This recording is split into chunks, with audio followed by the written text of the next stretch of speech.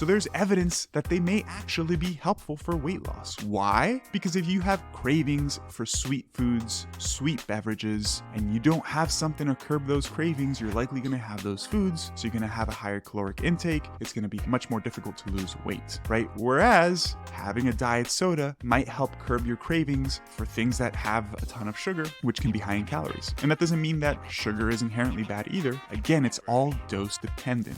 What's up, guys? Welcome back to the Dr. Joey Munoz Show. Today's episode is really exciting. We're going to be talking about the potential health effects of artificial sweeteners, which is, I guess, tends to be a pretty hot topic on social media all of the time, but even more specifically as of recently, because there's been some stuff going on with statements that the WHO is making, which we'll go into in this episode here today. More specifically, we're really going to be taking a deep dive into the effects of aspartame as it pertains to risk of cancer development. Before we get into all of that, I just want to let you guys know that I appreciate every single one of you guys so much for tuning into the podcast every single week. I've been reading the reviews that I've been getting on Spotify and Apple Podcasts, and it seems like you guys are really enjoying the show, which makes me feel good about my work, right? So thank you all sincerely from the bottom of my heart. One of the things that I've been seeing on the reviews a ton is that you guys really enjoy how practical my show is. I don't necessarily really like spending a ton of time getting into like the nitty gritty details of some of these topics, because when it comes to giving recommendations to people and helping them really achieve their health and body composition goals, sometimes these like nitty gritty details don't really matter all that much, and they add more confusion than anything else. And I think that's where I really like to set myself apart from other shows or other podcasts, is that I like to be a little bit more of a generalist when it comes to talking about these topics. And I'm happy that you guys have picked up on that, and I'm happy that you guys are really enjoying my style as well. So once again, thank you so much. And all of that is funny to say, because this episode in particular, we're going to be getting into some pretty nitty-gritty stuff when it comes to artificial sweeteners, risk of cancer, and all of those different topics, because it's a pretty nuanced discussion, right? And I think that nuance really gets missed on social media, because when you make a 60-second video on Instagram, you simply don't have enough time to talk about these topics with sufficient nuance. All right, with that being said, let's go ahead and jump into it. So why am I talking about aspartame specifically and its risk for cancer development? So some of you may or may not know that aspartame is the main artificial sweeteners in many diet sodas, like Diet Coke, for example. It's what allows you to get that sweet taste in diet sodas without it having a ton of sugar, right? So most of these artificial sweeteners, the way they work is that they're actually hundreds, if not thousands of times sweeter to your taste buds than table sugar.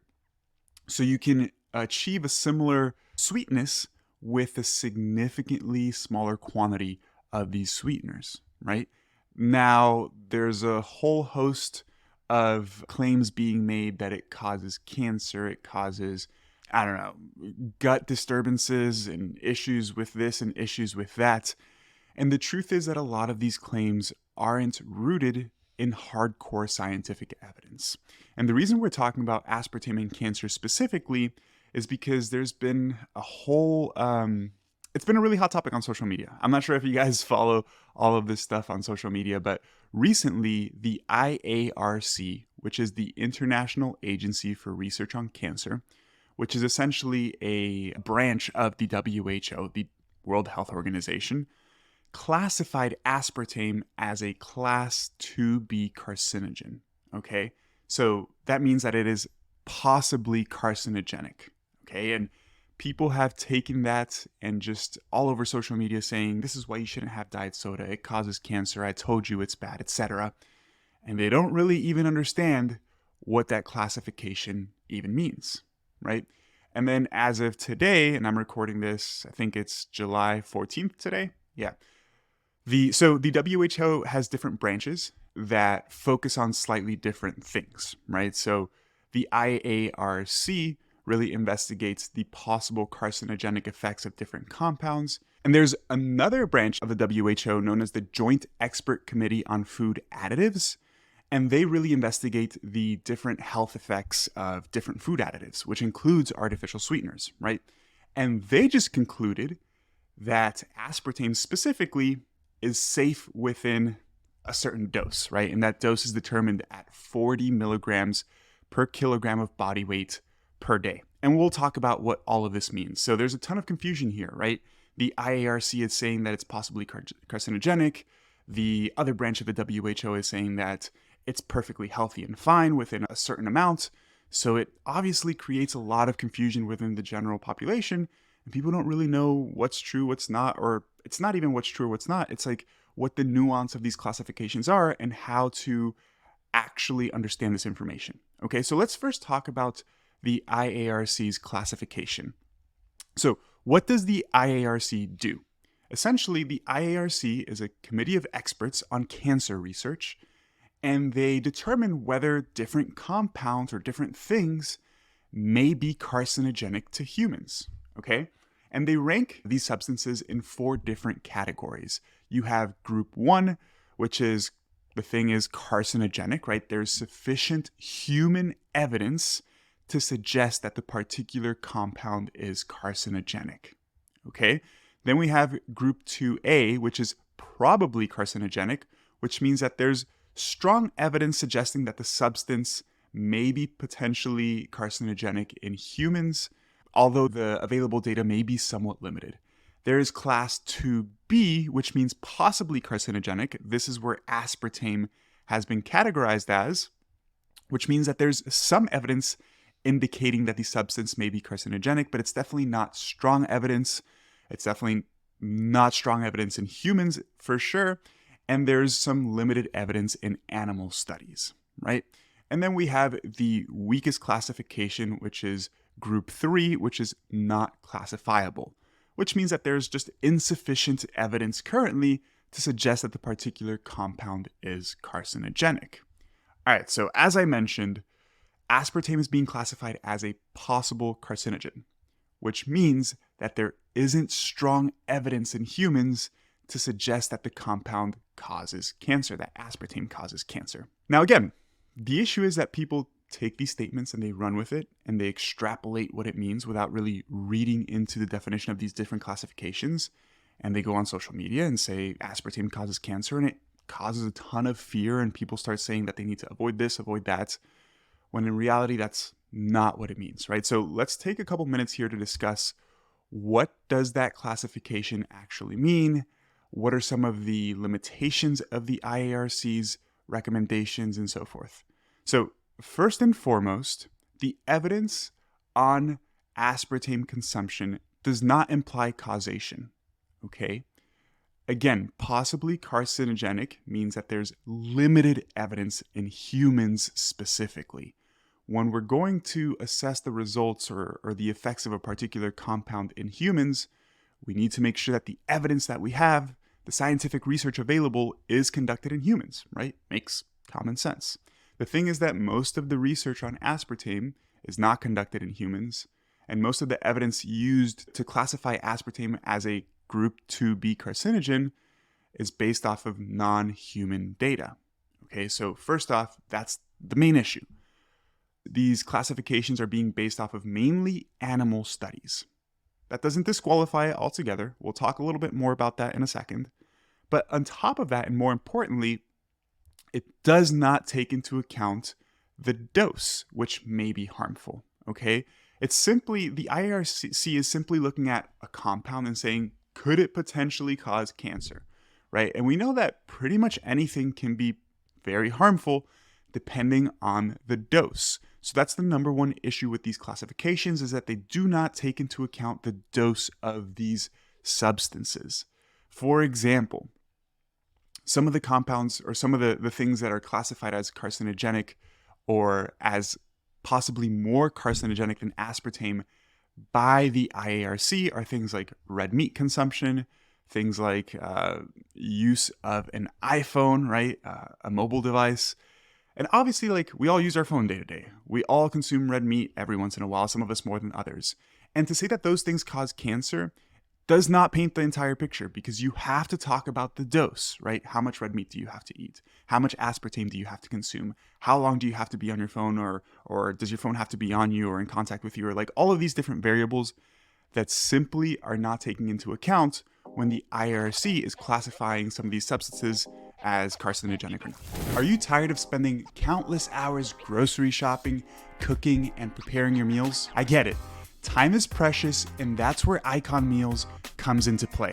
I've partnered with Icon Meals to bring you delicious, macro-friendly, and high-protein meals that will make it easier than ever for you to achieve your fitness goals. I understand that you may have hesitations over the cost of a meal prep service compared to cooking food at home. But let's face it, how often do you spend more money eating out because you didn't have time to prepare your food at home anyways? With Icon Meals, you not only save time, but you invest in your health. These meals are carefully crafted to be healthier and more in line with your fitness goals than most of the food that you eat out anyways. So why wait?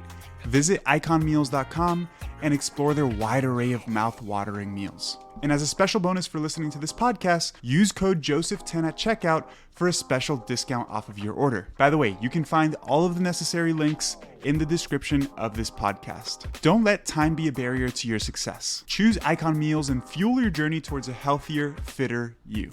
Now, the issue with the claims that people are making is the fact that, first and foremost, the Group 2B classification by the IARC is one of the weakest classifications for something potentially causing cancer, right? You have Group 1, Group 2A, Group 2B, and then non-classifiable. That Group 2B is pretty damn close to non-classifiable, right? So it's, again, possibly carcinogenic, which doesn't really mean a whole lot on its own, but people make a ton of radical claims saying that aspartame causes cancer, which again is not accurate. So far we've talked about the IARC's classifications, where they're classifying aspartame, what some of the limitations of those classifications are, and some of the claims that people are making on social media, right? The next thing that's really important to discuss is, well, what does the research actually show, right? Because classifying something as a possible carcinogen is one thing, but what does the research on aspartame consumption actually show? That's what I want to go ahead and dive into next. Okay, so I want to separate this section into two parts. First, we're going to talk about the research showing potential harmful effects of aspartame in animals, because again, most of the research showing negative potential effects are in animals, and we'll discuss why that is. And then we'll discuss what the available human research is, okay? So as mentioned, these classifications are mainly based off of animal studies. And now, there's nothing wrong with animal studies, but animals are not humans, right? So the first issue with extrapolating these results, extrapolating meaning we see potential negative effects in animals and now we're going to say that it's harmful in humans, the issue with that extrapolation is twofold. One, animals, as I mentioned, obviously, are not human, right? So our biology is different. There are substances, there are things that may be harmful to certain animals that may not be harmful to humans, and vice versa. That is issue number one. Issue number two, which is the bigger issue, is that the doses used in some of these animal studies are astronomical, okay? And that's because you can take a rat and inject them with an extremely high dose of aspartame and see some negative effects, but that is not translatable to humans at all, right? Like, we would never reach those ridiculous doses just from like drinking diet soda on a daily basis. And we'll talk about what those doses are in a second, okay? So there's a ton of animal research showing potential harmful effects of aspartame. Again, the main issue is the doses being used in these studies. So the FDA establishes these guidelines that are called the acceptable daily intakes for different substances. We'll just shorten that as the ADI, acceptable daily intakes. And the ADI is essentially the amount of a particular substance that you can have every single day for the rest of your life and be perfectly fine. No adverse effects. You're healthy, okay? And the ADI for aspartame is about 40 milligrams per kilogram of body weight per day. For a normal person, that would translate to like 9 to 15 Diet Cokes per day. And you might be thinking like, wow, 9 to 15 is a good amount. Like, that's pretty high. Some people might get close to that, but that's a pretty high amount of Diet Coke. And I agree. However, there are some limitations to these ADIs. Okay, and here is where we start to get into the nitty gritty of this stuff. So the ADIs, again, for aspartame specifically, are exclusively determined based off animal research because there simply isn't sufficient human data to establish these guidelines. Okay, so the ADIs are determined by another level or by another variable known as the NOAEL, or the no adverse effect level, okay? And what that means is the absolute highest dose of a substance that you can have without seeing any adverse effects, okay? So the difference there, ADI is just like, you can have this amount every single day, no problem. NOAEL is like, this is the maximum you can have in one sitting without seeing anything bad happen. And the ADI is typically 1% of the NOAEL. What does that mean? So the FDA, for safety reasons, just to be precautionary, they essentially take the NOAEL and they say, okay, 1% of this is the ADI. And that's just the standard way of determining these guidelines, okay? So there's not much scientific rigor there. It's just like, we're going to take 1% of the actual level that we've determined may be harmful and say that this is safe to consume for the general population. So in reality, if we're going to base our recommendations off of hardcore scientific data, we should really be looking at this NOAEL level, right? Because this is the actual amount that's been shown to cause harm in animals. And again, sometimes the biology of animals is different than that of humans, of rats specifically, because most of these studies are conducted in rats, but it's the best evidence we have, right? And the NOAEL for aspartame is actually 4 grams per kilogram of body weight per day. What does that mean? Because I know that number probably doesn't mean absolutely anything for you. Well, for a 175-pound adult, that means they'd have to consume 1,600 Diet Cokes. Okay, one Diet Coke has about 200 milligrams of aspartame. Imagine consuming 1,600 Diet Cokes in just one day. It's practically impossible, right? You probably would drown and die just based off of the amount of fluid that you're consuming before you get to the levels of aspartame that may be potentially harmful. Right, so that is really the big issue with these classifications, is like, is there evidence that it may cause cancer? Sure, at very high doses in animals.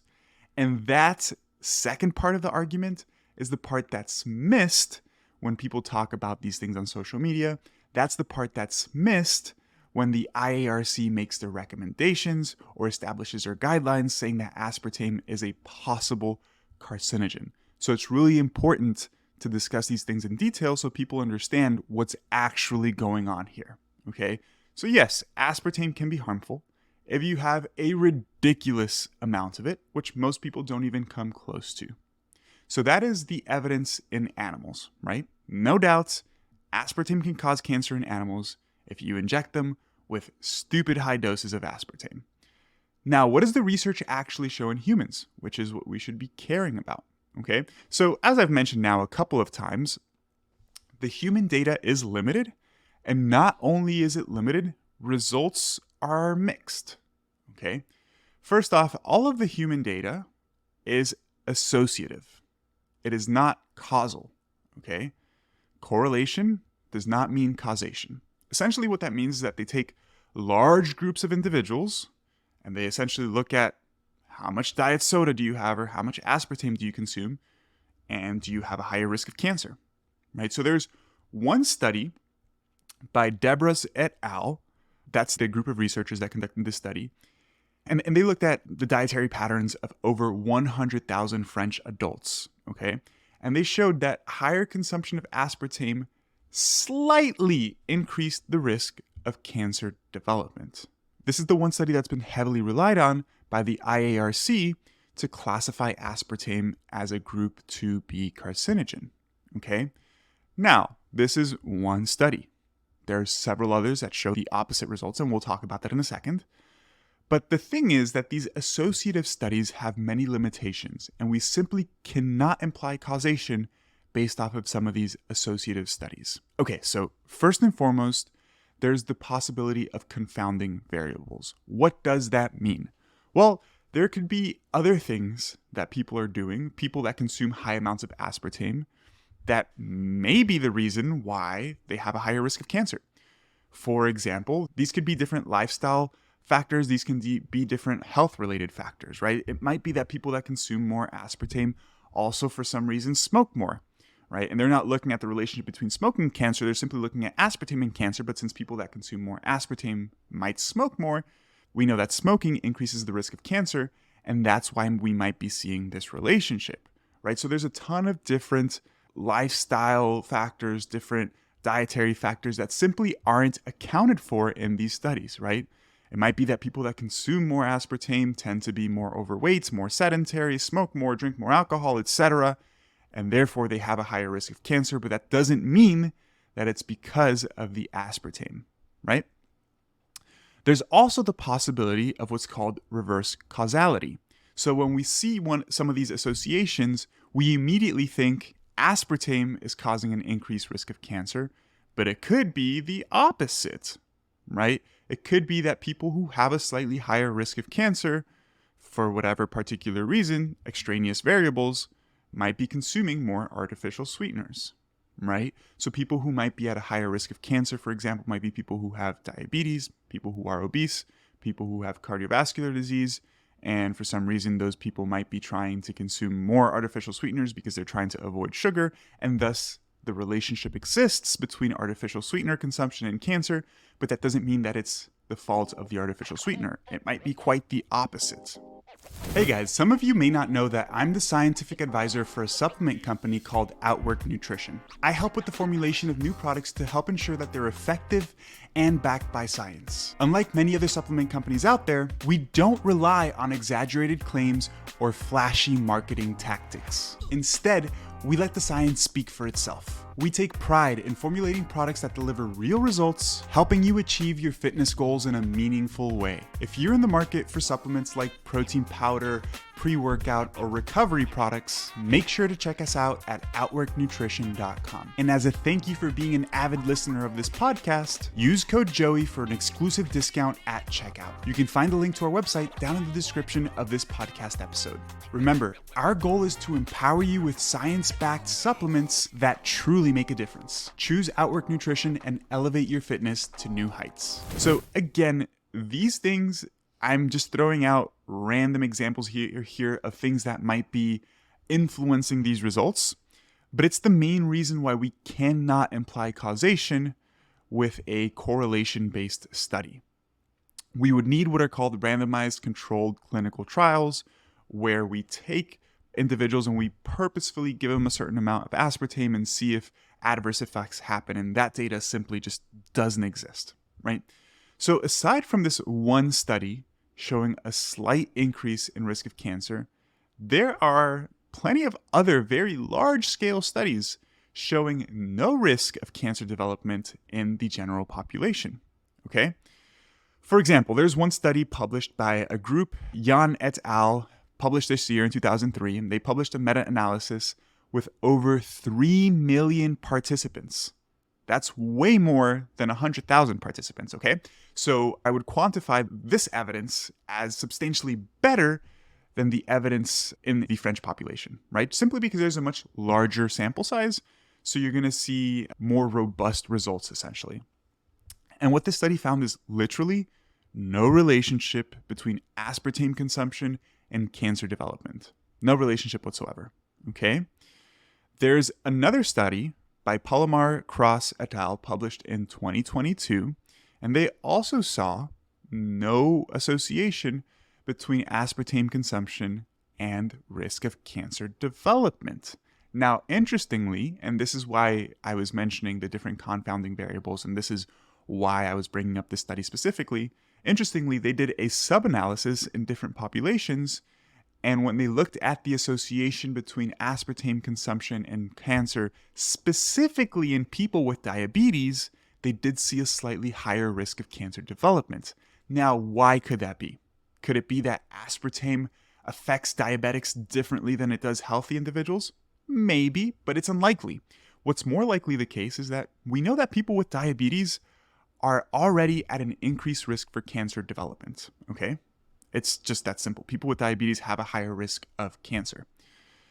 People with diabetes are also told to avoid sugar, so they might be more likely to have sugar substitutes.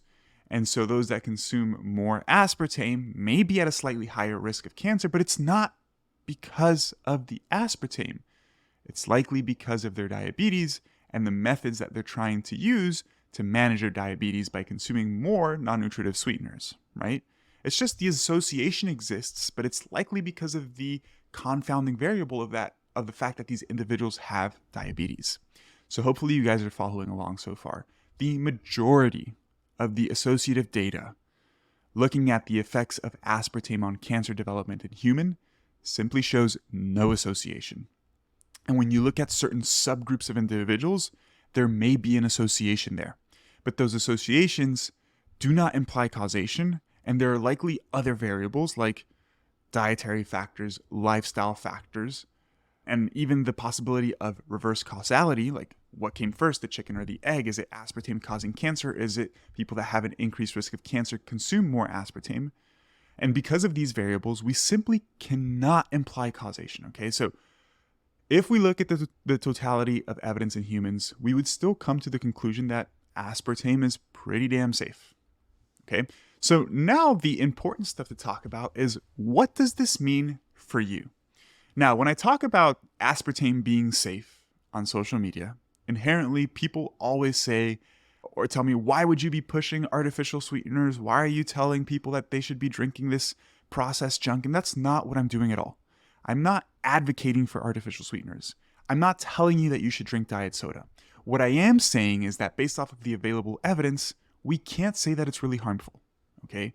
And actually, we can say that it's pretty damn quite safe because there's a lot of evidence for the safety of these artificial sweeteners. I know people love to bash on the FDA and say that you can't trust the FDA and you can't trust the government, etc., blah, blah, blah. But these artificial sweeteners have been studied for decades, and there's plenty of safety data to suggest that they're not harmful, okay? So that is what I'm saying. You can consume artificial sweeteners and be perfectly fine. It's not going to kill you, okay? On top of that, in some contexts, artificial sweeteners may actually be very helpful. For example, there's a good amount of data suggesting that artificial sweeteners can actually help promote weight loss and help individuals maintain weight loss. For example, there's a study published by Peters et al. In the Journal of Obesity, and they showed that after 1 year, people who used non-nutritive sweeteners lost more total weight than people who just drank water, okay? And after losing weight, a year after that, so a 1 year follow-up after their initial weight loss, the people who were consuming the non-nutritive sweeteners, aka zero-calorie sweeteners, they maintained more weight loss, okay? They on average maintained 13 pounds of weight loss versus 5 pounds in individuals who only drank water and did not consume non-nutritive sweeteners. So there's evidence that they may actually be helpful for weight loss. Why? Because if you have cravings for sweet foods, sweet beverages, and you don't have something to curb those cravings, you're likely going to have those foods, so you're going to have a higher caloric intake. It's going to be much more difficult to lose weight, right? Whereas having a diet soda might help curb your cravings for things that have a ton of sugar, which can be high in calories. And that doesn't mean that sugar is inherently bad either. Again, it's all dose dependent, right? And I think it's really important to highlight this point because we do know that obesity is a major risk factor for pretty much everything. Diabetes, cardiovascular disease, cancer, all-cause mortality, etc. And the detrimental effects of being obese are substantially greater than the potential detrimental effects of consuming artificial sweeteners. So, for people who struggle with their weight, if they can use artificial sweeteners strategically to help them lose weight and maintain that weight loss, you can definitely make a very, very, very strong argument that using artificial sweeteners is actually healthy for them because it's helping them reduce body fat percentage, which is going to help them improve their health and reduce their risk of chronic diseases and all-cause mortality, right? So these topics are really nuanced, guys. I really hate when people just say, this is bad, this is good, without this kind of context, because it's just not accurate information. Talking about all of these potential pros and cons are really important to see the entire picture, okay? Now, for individuals who are already very healthy, and perhaps they're trying to be as healthy as humanly possible and avoid anything that might be slightly harmful, which again, I personally think is pointless because I don't think there's any evidence to suggest that avoiding artificial sweeteners altogether is going to improve your health to any measurable degree.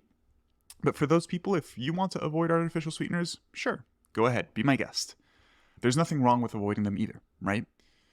I just think it's very wrong to say that they're harmful and that they're going to cause cancer because those things simply just cause fear and confusion. It causes people to avoid certain foods for no real reason, or at least for no reason that's rooted in actual scientific evidence, okay?